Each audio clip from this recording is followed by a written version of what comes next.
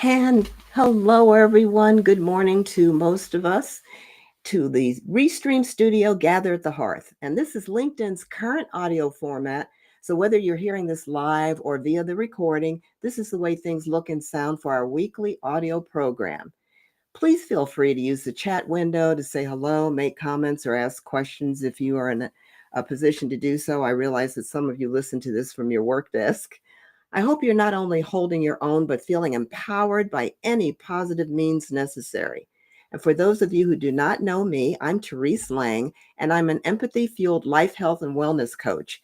Working with me, professional women of 40 plus have been able to improve their health, reclaim their energy, and reignite that spark of hope and enthusiasm, enjoying satisfying relationships as part of a life that goes way beyond that survival default.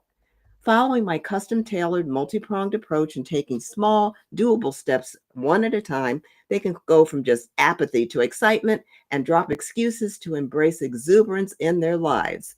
If you message me on LinkedIn or just grab that black and white QR code with your camera phone to book your complimentary wellness chat, we can talk about your personal focus or goals and map out a plan of structure and ongoing encouragement to get you there. Once in a while, everybody benefits from having a cheerleader and reliable accountability partner. And as a reminder, Gather at the Hearth is a supportive and now recorded space where we come together weekly to encourage, motivate, inspire, and inform each other. And that brings me to today's Gather at the Hearth topic, the GLAD framework: transform chaos into clarity. What chaos, huh? Our guest speaker, Eternity Sledge, may be young, but she is already a powerhouse. She is a catalyst of transformation, embodying resilience, creativity, and purpose, and is guided by her GLAD framework, which she will explain to us today. She operates in her purpose as the executive director of Meerkat Impact, a nonprofit organization that supports youth and their families with contributions such as life skills, mental health advocacy, and a discovery of their true paths. She also partners with multifaceted female leaders and entrepreneurs to transform chaos into clarity as a transformation strategist, offering a guided journal, community, wellness boxes, and clarity sessions. And I'm telling you something, after hearing this woman speak, your jaw is going to be dropping, but that's okay. We get it. So, Eternity, before we get to the framework discussion, we'd love to hear your personal story first about why you decided to focus on resilience, creativity, and purpose, and how you managed to get started with this when your parents didn't quite get what you were doing at first. Sounded like they thought of you as a changeling from another planet for a while, huh? The floor is yours. Yes, thank you so much, Therese, for that great introduction. Resilience, creativity, and purpose. How did I get there?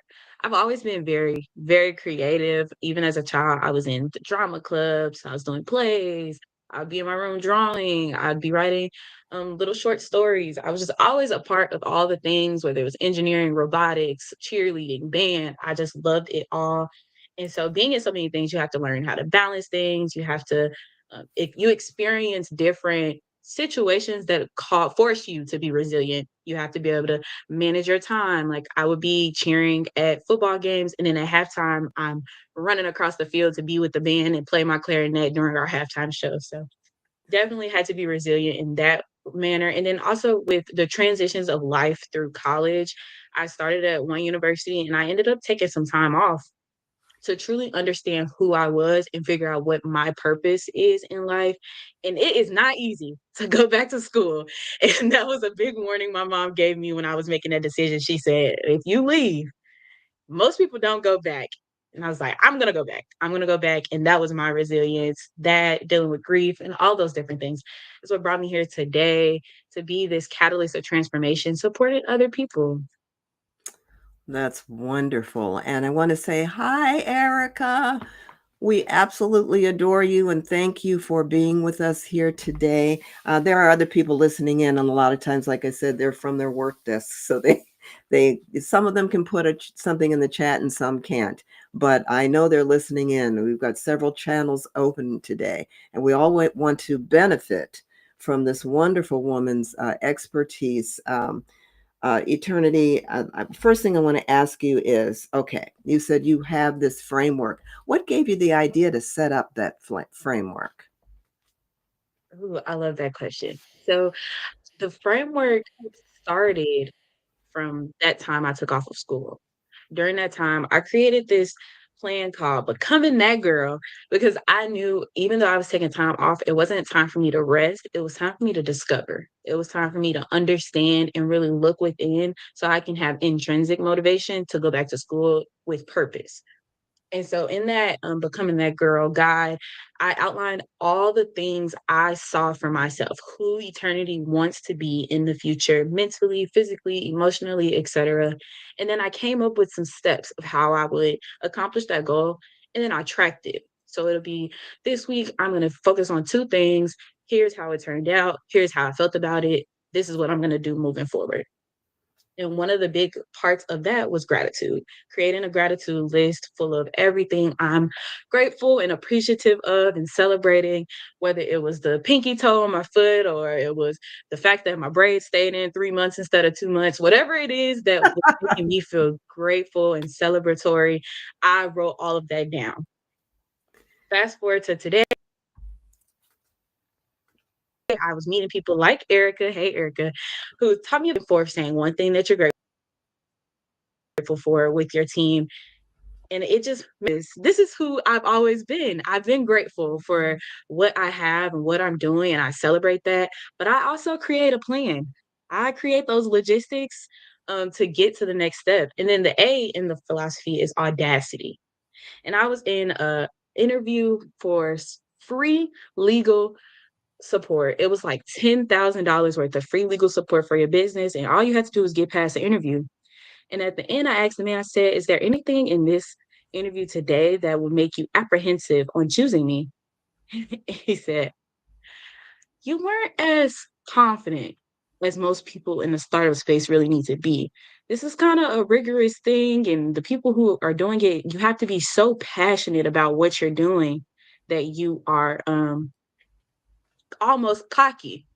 And I walked away from that and I was like, wow, he just told me I'm not audacious enough. He basically just said everybody else is showing up audacious and willing and ready and feeling like they belong. And I'm showing up hesitant. And I no longer wanted to do that because, especially for me as a woman of color, we are always put into like a little box. We're always put down. There's glass ceilings. And so if everybody else is already telling me no, why would I join them instead of telling myself yes?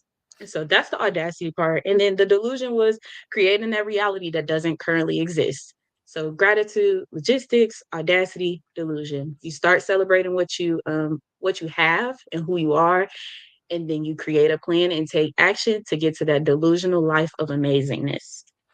Wow. I love it, Erica. I agree. Gratitude is the highest form of consciousness, but it cracks me up that they actually, I'm sorry, but they thought you didn't have enough audacity. That is hysterical.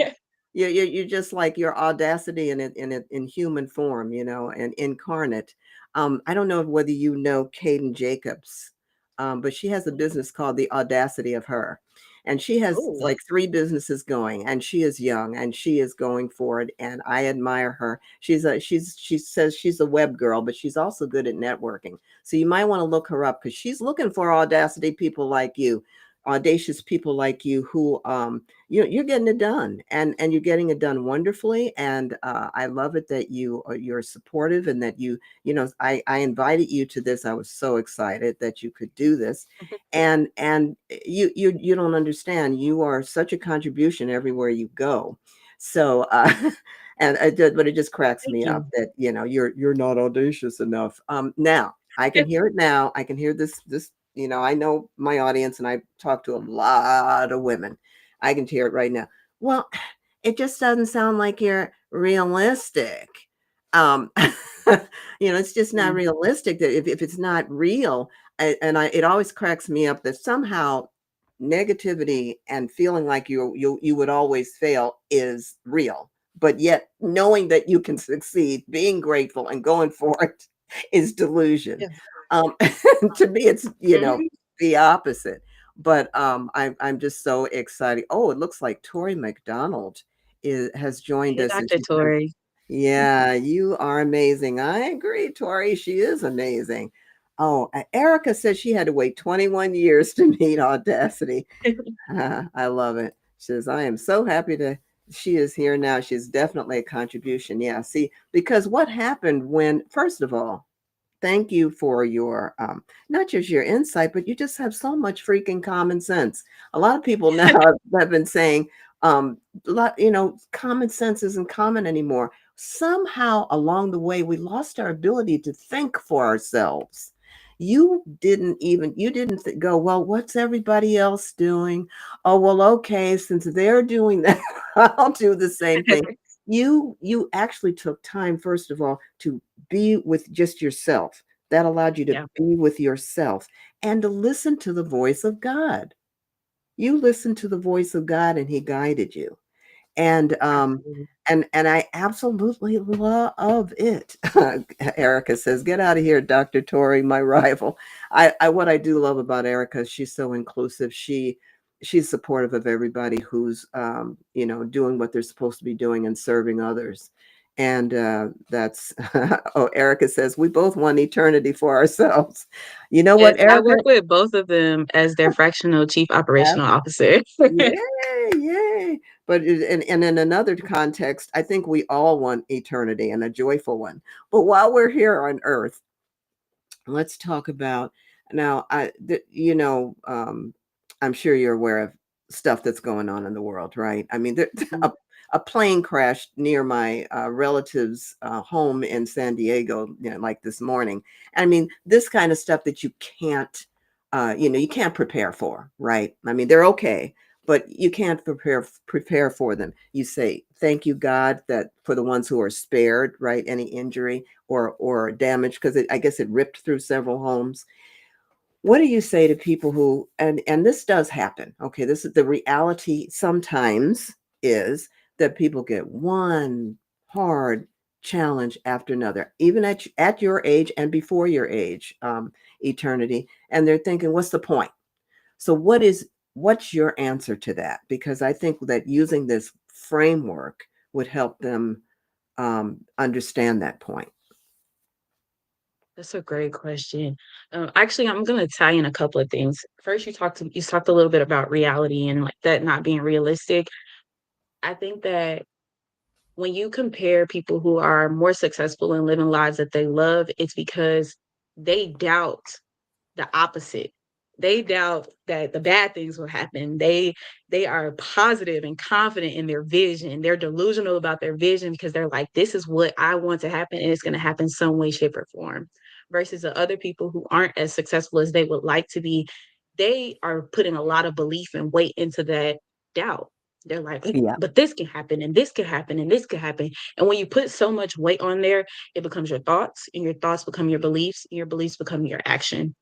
And then as for what's going on in the world, I definitely think you need something that keeps you rooted. So for me, it's family, freedom, and faith. And I learned about those three things from my grandmother. Erica said, "Tell me about your grandmother." I was gonna get there. So my grandmother, her name is Pearlie Mae Mosley, and I lost her in July of last year. But she lived a long, beautiful 80 plus years. And what she taught me was the importance of having a relationship with God. She made it very clear to me that if you have God, you don't need anybody else. She was my representation of the GLAD framework. So she was grateful. She would always thank you, God, for what I have. She would do her prayer calls every single day. Logistics. She had a plan. My grandma had 6 kids, and she was taking care of them by herself. Mm. She made it happen. She was audacious. That's my Mrs. Audacity. And then she was a little delusional to me too, because I don't know. If I have 6 kids, I think I want, I'm gonna look for a little extra support. My grandma didn't do that. She said, I got God, God got me, and that's what I'm gonna do. So to me, it looks like faith over fear. Being realistic is not really having faith, it's moving out of fear, it's moving out of what you think you have versus the abundance that God can give you. And so when you have that faith, and you do the work, that's when you can get to your dreams. That's what my philosophy is. It's that gratitude is understanding you, but the logistics is doing the work. The delusion is having faith. And you have to have both. You have to have the faith and the work. And with all the things that's going on around you, you can't feed into the negativity, especially with social media. You mentioned people starting to all think and act alike. And I hate that myself, to the point that I had to take social media off of my main phone, and it's only on my business phone, because I wanted to disconnect from the world of comparison, disconnect from the world of fake, of posting only the good things, and show myself to be more transparent, picking up books again, doing puzzles, and talking to the child version of myself, because that's who's really having these fears is ACEs, where it's your average childhood experiences that are preventing people from seeing a future that doesn't exist. When we were children, we were creative. We had our minds are open. We thought we could fly. We were I know I personally I used to make forts, and I used to play teacher, and you could do all these things and dream big. But once you get older and the world beats you down a little bit, you become stuck, you become afraid, you become fragile, and that's not the life we were meant to live. Oh, so brilliantly, so eloquently stated. I absolutely love it. And see, I think some of the part of the problem is a lot of this dismissing God. That's a problem because you dismiss God, you dismiss who you are really, and nothing is impossible with God. But if you take God out of the picture, then you're only looking at what's reasonable. You're looking at, well, we have to be. Oh, I love that Erica says I can fly. And by the way, I did the same kind of play when I was young. You are reminding me of the things that I did, and I got called all kinds of things when I was a kid. Oh, you're so crazy. You're so this, you're so that. I really appreciate that God gave me an extraordinary amount of creativity, which I have to this day, and I use it all the time, as well as my instincts. That oh, you don't want to. If people say they go by their instincts, but how do you know? You know what? There's a lot of things we don't know, but my thought is take the first step. Like if you have a whole bunch of things to do, you ever get to that point where it's like all the stuff on your plate? I always tell people start with one thing, pick it, doesn't matter. Do it alphabetically. Do the big things first. And you know what I'm saying? If you need a structure, do the big things first. Do the thing you want to do least, get it out of the way, and then the rest is more of a smooth continuity. And I love it that your grandmother told you about the Lord. That above everything that my parents ever instilled in me, that's the gift. I am so glad because I have met people who, I mean, their parents weren't atheists, but they never took them to church, never even talked to them about God, didn't read from the word or anything. And, they said, you're supposed to be good or whatever, but they didn't have that foundation, that framework.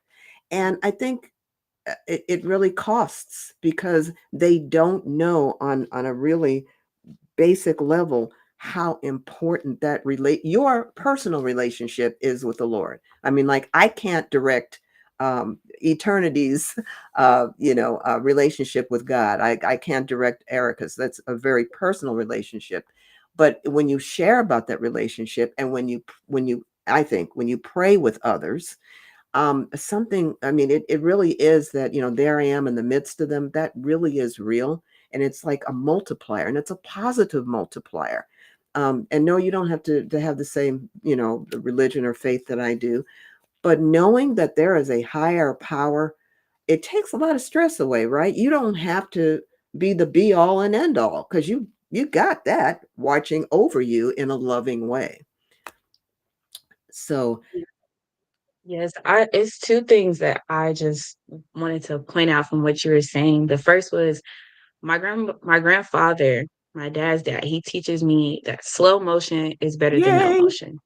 And that's something I would love for everybody to remember and understand when you have so much on your plate. Me, I'm multifaceted. I always have multiple things going on. And I remember that slow motion is better than no motion. A little progress every day is so much better than sporadic progress all over the place.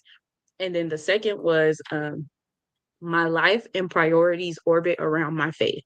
That's one of my affirmations for this month is understanding that you don't have to put things in an order. Everything isn't about order. It's not like first I'm a mom, then I'm a wife, then I'm a career person. That it's not like that. Everything is orbit. It's gonna change. Everything ebbs and flows, and making decisions based off of that ebb and flow, but keeping it rooted in your values. Absolutely rooted in your values. And I want to do a shout out. Hello, Marcia. I don't know if you know Marcia Lee. She's another powerhouse. I think she's probably done more for community health than a whole bunch of folks. And she has a quite a story, and she has no fear. Okay, I've never known Marcia to have any fear or hesitation about anything. And she's like me. I don't know. Maybe you're the young version of her. But you're both powerhouses. But I tell you what I do like, what I keep hearing is your grounding in faith. And what is it that you said about doing things? Say that again. What you said about slow motion is better than no Yeah, slow motion. motion is better I than mean, no I motion. think everybody should put that Yes. on their wall. And I'm an example. I mean, my business has been creeping, crawling for years, and I the temptation to just abandon it, even though I feel that God wanted me to do what I'm doing, the temptation to just say, forget it, is there. Except that you know what? It's God's timing, His pacing. Something can change overnight. Or maybe it's supposed to go at this rate because I need to meet certain people. I need to learn certain things. I need to grow certain ways. And it wouldn't happen if I suddenly were at the spot that I wanted to be at. So, for those of you who might be struggling with it, whether it's your job, your career, your business, entrepreneurial concept, maybe you're trying to get a patent on something, which shouldn't be another long process, even getting something trademarked, right? You got to apply some patience and know that the Lord's watching the whole thing. He knows your effort and He knows your passion, your purpose. So just it's kind of like riding the wave. It's like when you're when you're on a surfboard, that water's going to take you where it's going to go. If you're on a Yep. horse, you got to go the direction the horse is going, otherwise you got other problems. Marcia says, zero fear. You go, Marcia. Zero fear. Slow motion is better than no motion for sure. That's really resonating with people. Of course, why am I not surprised? And then Erica says, "Hey, Marcia, clap it up for yourself." I love this. I love this. Um, Now, let's say if you wanted, let's say you're an older woman, right? Because my audience is obviously generations, a couple of generations older than yours, so one or two. And there's a tendency, since we get dumped out of jobs, we get laid off, we get in a situation where, okay, now what do we do, financially as well as career wise? Now I know what I recommend people do. First of all, just take a break and step back and take a walk and let the Lord talk to them. Look at what it is that they really like doing. Notice what gets them excited, or you'll see an article, you'll see a TV program, you'll think about something that you used to do that has elements of what really is in your heart to do. So I tell them to do things like that. What do you have to add to that? Do you have anything to add to, I don't know where to go from here? Especially, see, it is more difficult as an older person, especially like if you're trying to get hired or even get a bank loan for a business that you've never had or in a field you've never been in. What do you say to encourage people in that range, or do you talk to anybody in our age range about that? 45. So my nonprofit is the younger, the 16 to Okay. 25, and then the Mhm. multifaceted collective is kind of the older people, the 25 to 45-year-olds. So for people in that age, the first thing I say is grieve. Because whoever the person you were when you were in that position, or the person you were that day when you wake up the next day. So you need to sit down, relax, breathe, and grieve who you were so that you can prepare for who you are about to become. The second thing is I like what you said of figuring out what you like. It's understanding your identity. who you may have been is not who you will be again. I'm gonna keep saying that because people don't understand that grief is more than just losing someone in a death way. It can also be the death of a career. When you go through any transition, you are losing something, and you have to mentally prepare yourself to become the next person. So, yeah, first is grief.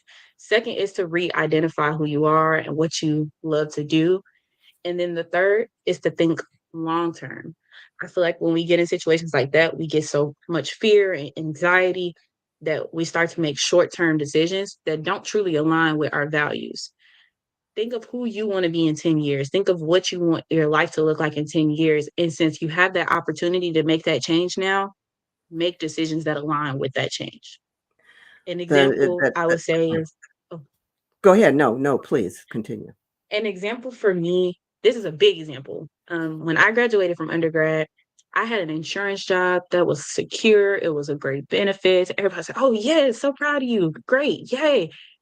And I knew that staying in that city with a job I didn't like was not going to lead me to the life of freedom that I have now. It wasn't going to help with my three values, which is family. I was going to be far from my family, about 9 hours. It wasn't going to help with freedom because I was going to be in this structured culture where you got to put in time to leave and you can't. And I didn't like that because when my grandparents are sick, I need to be there. I want to be there to take care of my family. So that didn't work. And then my faith, I don't think God would have put this master's degree that I just got in front of me if it wasn't meant for me to go for it. It was a multifaceted degree. It was the intersection between law, business, and technology. And as soon as I seen it, something in my heart just warmed up. And I recognized that the insurance job was not going to be who eternity wants to be in the future. That's eternity trying to survive right now. And so I pivoted and I made the decision that aligned with my values of family, freedom, and faith. That is really brilliant. And sometimes on a temporary basis, we have to take something, but just don't make it your life plan. It's like, Yes. and Yes. I love it. Marcia, I do concur with you. There are many types of grief. When you go through a divorce, for instance, you are grieving in a marriage. You have the wife and you have the husband, and there's also that bond between you, and when that is severed, it's like losing a third person Yes. who is integral to the relationship. And so that is a very deep grief, speaking from experience. But on the other side of that, why live with someone who doesn't allow you to be who you are, to experience the joy of going for the life you want? And it doesn't mean you're selfish. Sometimes you just have a dream in your heart, and someone who is right for you will either get out of your way to allow you to do that, though, or if they have the capacity to be actively engaged in what you're doing in a supportive way. Those are the good things to look for. But grief is a real thing, and that you can grieve, like you said, the loss of a whole career. Some people who belong to the same industry for like 30, 40 years. I'm not kidding you. And then they suddenly had to switch. But then they realized that within that, after the grieving, and it's like, okay, what do I want to do? Even working with a career coach, that's nothing, not a bad thing. If you have somebody who's kind of open minded to what you want to do, they realized that within that was the seed of opportunity to do something new and exciting, and to find out more about themselves and what their capabilities were. Marcia says, Eternity Sledge, great points. Yeah, Marcia, that's why I have her on here. And I cannot believe I have to I do have one I more. have to remind myself that of your age, because you talk like you talk like me or somebody older, who's had lots of years of experience. You just woke up earlier. You really did. God, when He Good. imbued you with that spirit, He and you listened to it, folks. You got to listen. Sometimes half of the thing is just you just have to listen to the messages. And a lot of times I ask the Lord to open up my eyes, open up my ears if I'm feeling stuck, because obviously, He doesn't want us stuck. He wants No. His children to grow and have a life. And so He doesn't want us stuck, but we get stuck like you said, being reasonable, listening to what other people do and say. And social media can do wonderful things, but it can also be a real headache and havoc because if you allow it to define you, it's like, well, this person said this about me, it must be true, which scares me. You have to know who you are, your central core. I work with people about that. Who are you? And it's funny that a lot of people think, oh, I don't want people to really know who I am. Why not? A lot of times they find out, instead of finding out that they should have been afraid, they find out, oh, there's something beautiful that's the real me. We always assume it's going to be some deep, dark horror. Yeah. No, sometimes it's beautiful things. Oh, Marcia says, you are talking like an OG. She's an Thank old you, soul, Marcia. an I old I love soul. that, her hitting Marcia hit on the types of grief. I also wanted to remind people that grief isn't always negative or something being taken away. It could also be something being added to your life. For Yeah. example, grads. I have a lot. I'm a Delta, so I have a lot of line sisters who just graduated, and they are having a tough transition because they are becoming a non-student. After being a student for so long, yeah, I got this degree, but now I don't know who I am anymore, and I have to refigure that out. Or even becoming a grandmother, you're now not the matriarch of everybody because your daughter is now a matriarch, or your son is like the head now, and you have to readjust to all of these Mhm. changes and grieve over those things as well. So it's really like assuming your new role and embracing Yes. it. And it is an adjustment. I think a lot of this is about how well you can adjust. I don't want people though thinking that, well, gee, I don't have it together like eternity. It's like, well, you're still growing. We are all still growing and learning. I guarantee you, every single person listening to this or who's contributed to this has more to learn, more to grow. Like I said, you don't really know everything about yourself until you draw your last breath, because the discovery path is an entire lifetime. And with things changing, like you said, things change around you. Not only do you change, but I think that the physical changes we undergo are an outward manifestation of the internal changes. And it doesn't mean bad. It just means different. It means, oh, look at this. It's like, let's say you like a particular musical artist. Well, okay, that's great. And you buy everything that they record or whatever. But then someone says, hey, you should listen to this person. Oh, no, no, no. I like the one I listen to. Well, you might you might be cutting yourself off from a lot more musical enjoyment. And I'll give you a quick story. When I was real little, and my dad, he would listen to some of the R&B, and he'd just shake his head, and I would listen to some of his classical music and shake my head. And we both ended up like, classical music is my heart. It is my heart now. And I like a lot of different music. Don't get me wrong, lots of different jazz, R&B's. But the main thing is that when we went ahead and went outside of what we were used to listening to, we both found value. There is value. There's some good, like, rock music with some deep lyrics. If you know what I'm saying, Mhm. whatever it is, that you cut off your options, you cut off your opportunities, and by saying you just want this one thing. Today that might be the way you feel, but keep it open, because maybe God is allowing you to meet different people, hear different opinions, so that I mean, not that they go against your core. You still have to know who you are, like, rooted in the Lord, and that thing. But it's like, wait a minute, listen, and you might agree, disagree, but cutting things off, it stunts your emotional and your spiritual. It can cut off your spiritual growth and even your intellectual growth. I mean, what if you're able to learn a new language, a new science, a new whatever it is? Imagine, because every time you do that, we get wrinkles in our brain, and you're Mhm. getting a more evolved brain. And why wouldn't you want that, if that in the course of living you have the opportunity to grow like that? I'm talking a lot and I need to shut up so you can say some more.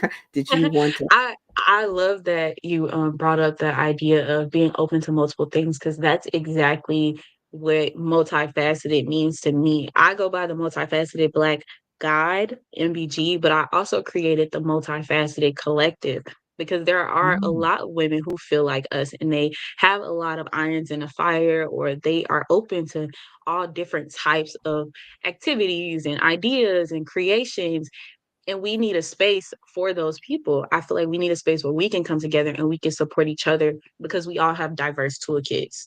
And that's something that other people, they don't necessarily have. They are very specialized. They're focused on one thing, or even on social media, a lot you hear about niche. You got to choose one niche and stick in that niche or whatever. But I will refuse to do that. My niche is transformation. That's what it's going to be. If you're going to put me in a box, my box is I'm a catalyst for transformation. And if you come into my life, whether you're old, young, new, successful, broke, I don't care. I'm going to help you transform your life into what you want it to be on a and person centered basis. And see, that's beautiful because I love it. Yeah, you must. It's like being pigeonholed. Why? Why should Yeah. you don't even know me? I mean, I love these decisions that people make. And for some people, it is, they do fall in love with one thing, and that is their heart, and that's fine. Yes. But that doesn't mean everybody has to be, to me, limited in that way. Or for some people, it is their passion, their one passion. For other people, it's limiting, and we want to explore several different things. Nothing wrong with either one, but just know that you have the option of thinking, well, maybe there's something else that I could do or would want to do, either as a career, job, business, or a volunteer activity, right? Yeah. Anyway, so I love the idea of knowing who you are, keeping focused on your faith foundation, being supportive of others being who they are, right? Hmm. Keeping in contact with people who let you be that person. It's family, real friends allow eternity to be eternity, Terise to be Yes. Terise. And they don't try to, now I'm not saying that people have to be perfect, right? Sometimes you're going to have disagreements, whatever. But as long as you know that deep down, when it comes down to the do, when you really need help, when you really need someone to listen, that person is there. Even if what you're describing isn't in their experience, they're willing Hmm. to listen. Listening is such a golden skill. That's one of the things I like about Erica. She really listens to what people say. I just love it. That's really, I'm going to say it's her gift. That doesn't mean it's her only gift, but that's definitely one of her strongest gifts. And sometimes when I hold these calls, people say, "Well, you talk about everybody and how great they are and everything, and doesn't that worry you about business?" No, because you know what? Every single one of these people is different. They're unique. They're going to resonate with somebody. Some people are going to resonate with someone, other people are going to resonate with someone else. There's Yep. room for everyone. I know this is a big planet. God gave us more than we would ever need in every single area. There's there's plenty of room and space. And I love it when someone says, "Oh, I felt like she was talking to me." Whoever it was, I felt like I was being acknowledged, validated. Um, I felt like it was okay for me to be me and for me to grow from there. That's really a gift. And I would love to see so much more of that than pigeonholing people and telling them to, and to a certain extent, yeah. I mean, pay your rent for God's sake.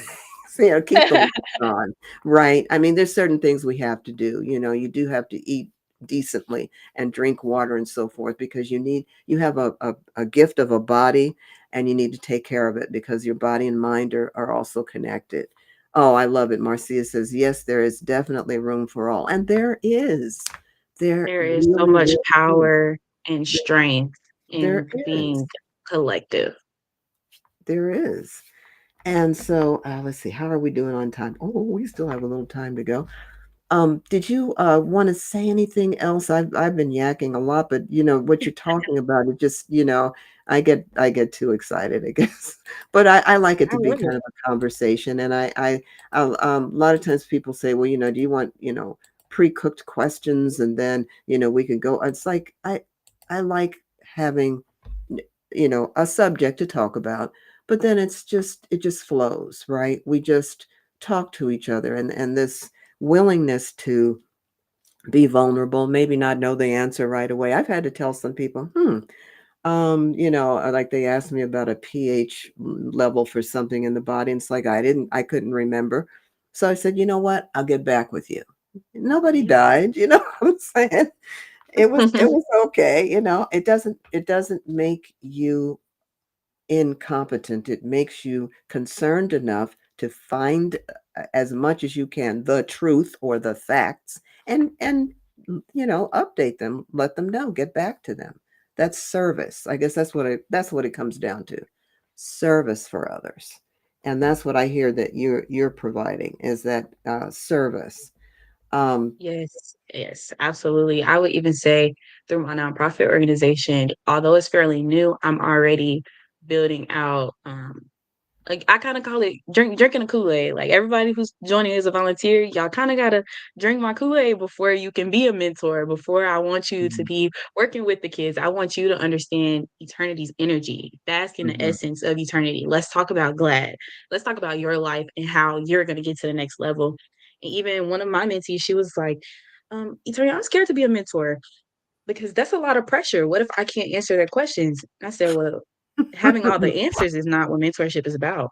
Mentorship is about being there, being supportive, and helping them seek out the answers. And if you can't find the answers, find somebody who can. That's what it's Exactly. about. It's about being that soundboard and being a support system." It's just like when you talk about mental health issues, and if somebody came to me and said, that they had been through some horrible trauma, and they had electric shocks and all this other stuff, and that now they're dealing with something. I am not the person to work with them. They need a therapist to work with them. They Mhm. may need medication. They may need a totally different approach. As of course, I prefer they find someone who doesn't work with medication, but there are people with imbalances that, at least temporarily, the medication helps them or whatever. And I'm not that person. They need to go to a psychiatrist. They need to go to a master degreed, counselor or whatever it is, and find someone that when they talk to them, it's like this. They get me. Now I can talk and Yes. and work through, you know what I'm saying? And it's not, it's like, what it's almost like, it's like expecting everyone to wear the same size shoes. That's not gonna work. I have a friend who has Everything a isn't a size great fit for everybody. exactly. I have a friend who has a size 7 foot, and I have a 9.5. How do you think that would work? Not well. No. Not well at all. Feel a little uncomfortable. So tell me, what's the wellness box? What what Oh, is that? yes. So the Glad box is a bi-monthly reset.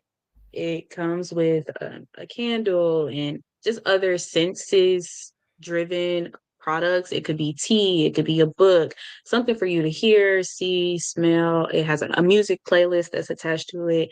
It's really just putting you in that space to reset, realign, and remember who you are. Taking that time to love on yourself and remind your body, your mind, your spirit that it's okay to take a breath. It's okay to relax. So you get it bi-monthly, not too often where you feel like you're overwhelmed, but often enough where you can sit down and take a deep breath. Yeah, it sounds like it's a good multi sensory experience.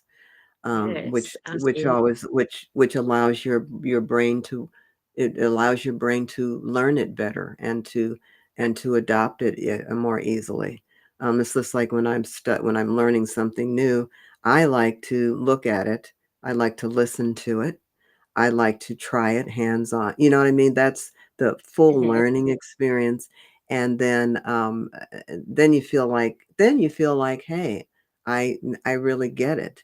And like you said, making it okay for people. This is very hard. I know, because I am one heck of a I'm what do I call that when I'm a task oriented.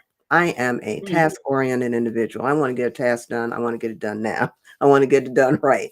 But there are times when I have to take a break so that my mind can process what I've been thinking it through.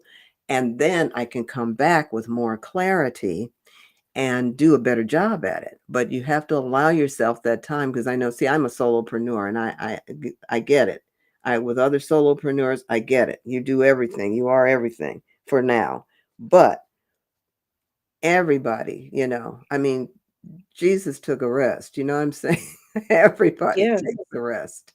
And when you do that, I it's also, I didn't think of it this way. It's an act of faith that you can rest and you'll come back and the Lord will help you to keep going, continue. Because otherwise you think, well, I have to take care of everything all the time. No, let the Lord take care of some stuff that maybe you don't get to. Have you ever had that situation where there's something that you had to do, or there was a problem and you turned around and all of a sudden it was taken care of? That's because all the time. we have a higher power. And it's like, I need to remind myself, and I like being around people who remind me, and I remind them. It's like, wait a minute, it sounds like you're trying to take it all yourself. I don't want that job. God gets to Yes, and you it's can. like people don't understand, especially as entrepreneurs, that it's holistic wellness. If you're not doing good physically and mentally, your business will suffer. Health is wealth. And that's why I have that box of let's remind you to take care of you. And the community is let's uplift each other. We had Bestie Hour last night. It was so great. It's every Wednesday at 6:30 p.m. Central. And we just come together. It's kind of like the water cooler conversations that people have at their jobs, but for us entrepreneurs to do from the comfort of our own homes, or multifaceted leaders to just sit together and talk about how can we support each other this week. We got people Right, subscribed to YouTube, following on Facebook, just what can I do that's a little morsel that can help you right. get better, help you feel better. And that's something that we need. We need to bring back bartering, taking care of Yes. each other, Yeah. community building Yeah. together instead of everybody trying to work in their silos. Everybody wants to own this and do that, Yeah. but we're missing that aspect of Reciprocity. camaraderie. I love it. Reciprocity. Yeah, I do something for you, Yes. you do something for me.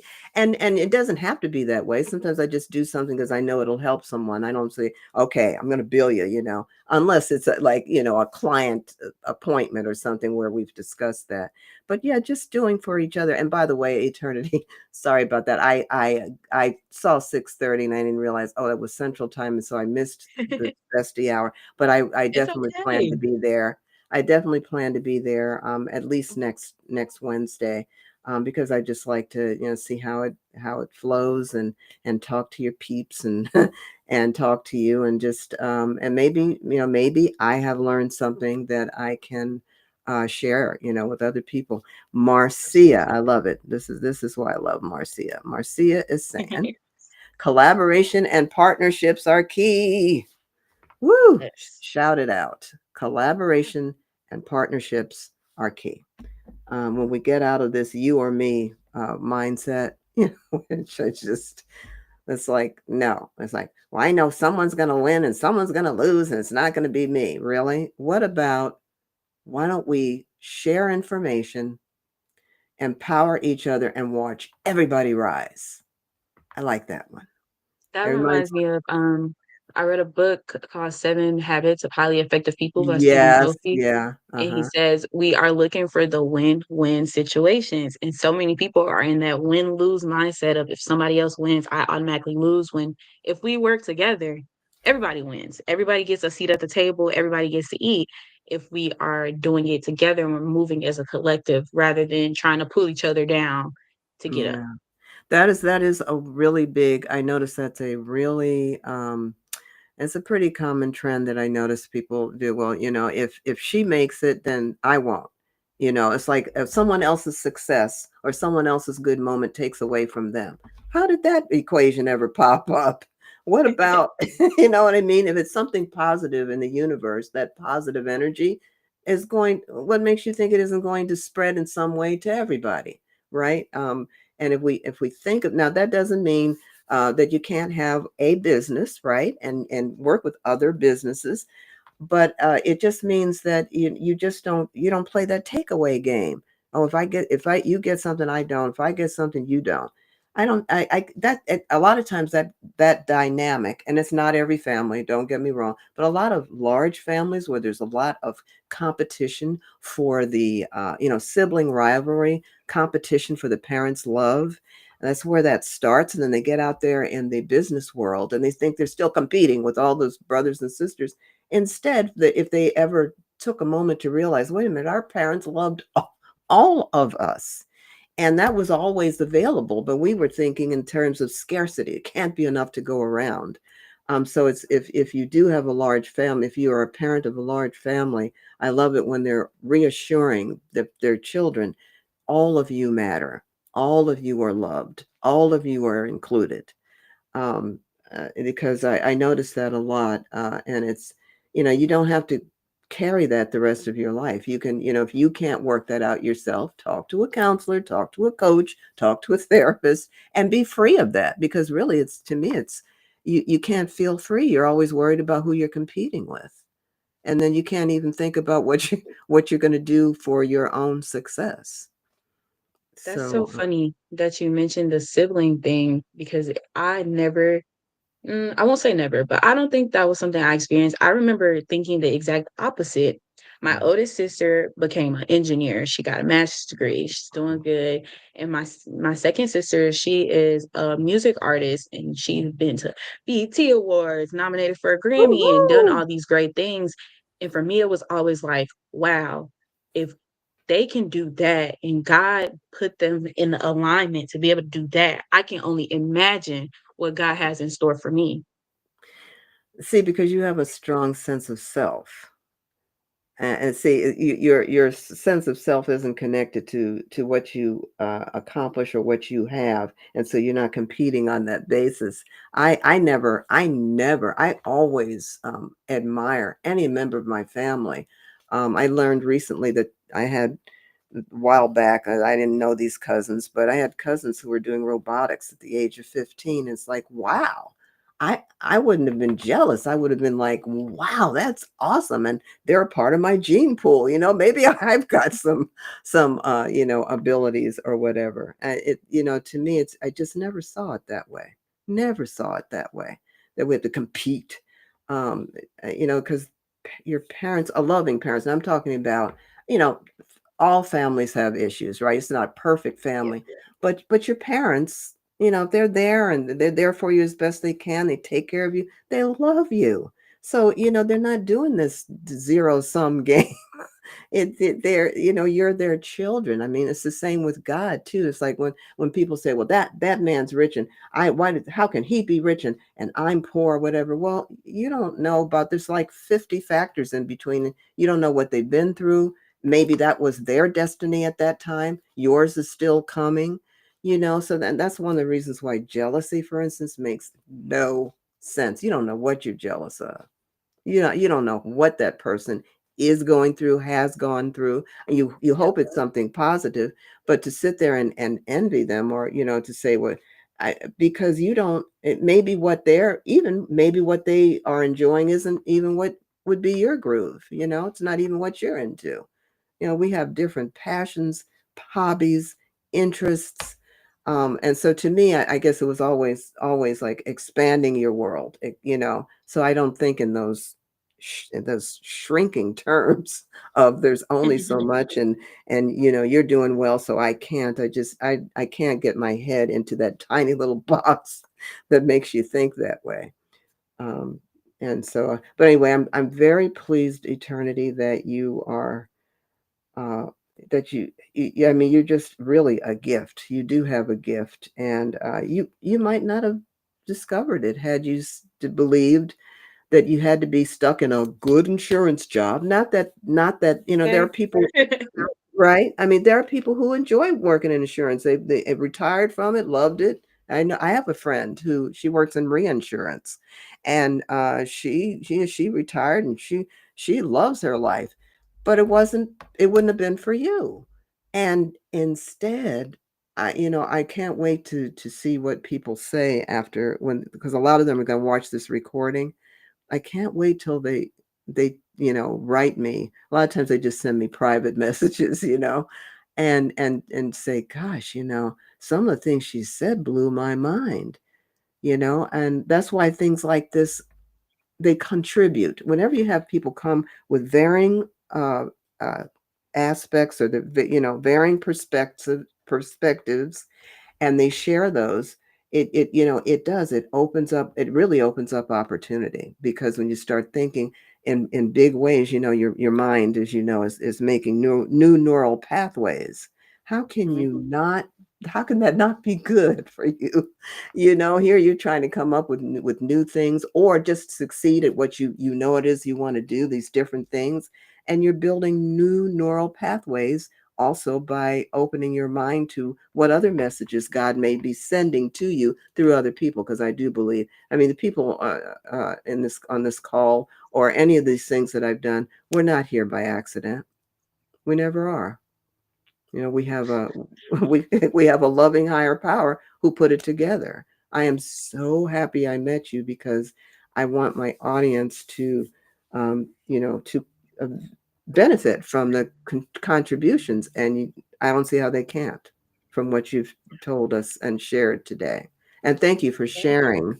Thank you for sharing your story of, because there's a lot of people stuck in good jobs, but I got my benefits, I got my regular paycheck, yeah, and you're miserable as heck, right? Yeah. Because it's And not it's all about alignment and timing alignment. for Yes, it me, is. especially like the job wasn't the problem. I think I would have done great at the job, but it was the location. It was the Yeah, time in which it happened.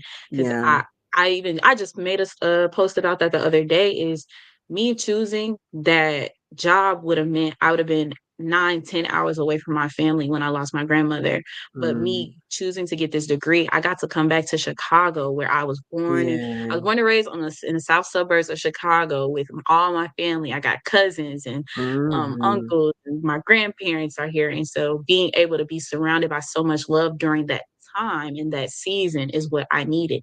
Now I could be better aligned with an insurance job, but then that Yeah. was not where I was meant to be. Right, right. And you could, and that brings up another point. You can have more than one vocation in life. You really can. You know, Mhm. you can choose something and then maybe later choose something different. Maybe do both part time. You're not stuck.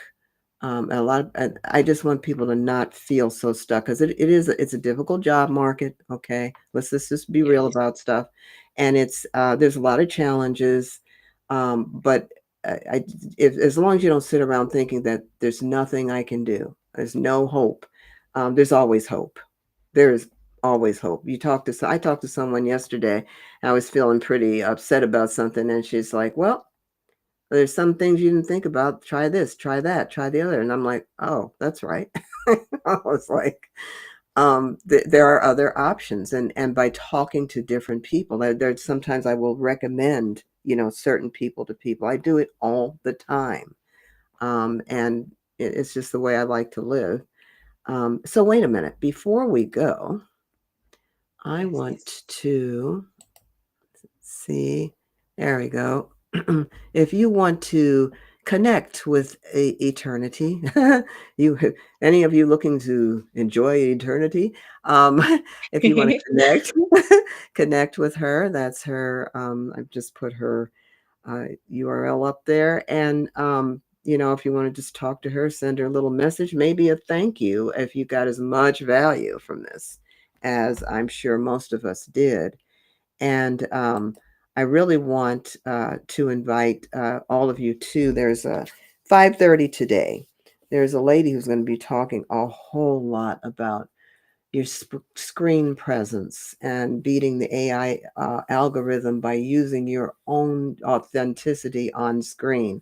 And it's going to be a live video. It's going to be one of the Phenomenal Femmes live video presentations that we do. Her name is Joanne Doden. I'm going to be putting out the announcement soon. But she's only available at 5:30 p.m. Eastern. But if you can make it, I would suggest that if you want to add some more, possibilities to your business, because when people see you and hear you, it makes a difference. Like, I'm sure they know a lot more about Eternity now than they did before, and about what she does, and not only that, but I just like the premise of, you leaving your life open, doing what you want to do, even as variable things, which is fine, encouraging other people to follow who they are, their path. They don't have to be Eternity. Of course, in your nonprofit organization, when you have people, who are doing what you want them to do, that's, you're guiding them, right? So that they understand the purpose.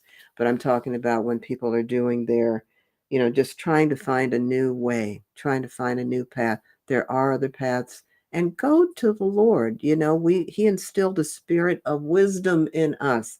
For goodness sakes, call it up. You don't need a cell phone for that. Just sit there and listen to him. And out of respect for everyone's time, I think I'm going to go ahead. I don't see any more. Let me see if I see any more comments in the chat, but this has been very enlightening, and I will be rebroadcasting this. I usually do it on Wednesdays. Maybe for you, I'll do it on a different day because I don't want to interfere with your bestie hour. So I'll Yeah, go no, ahead you and can do it on Wednesdays. That would be great. go ahead. People Okay. will know. Okay.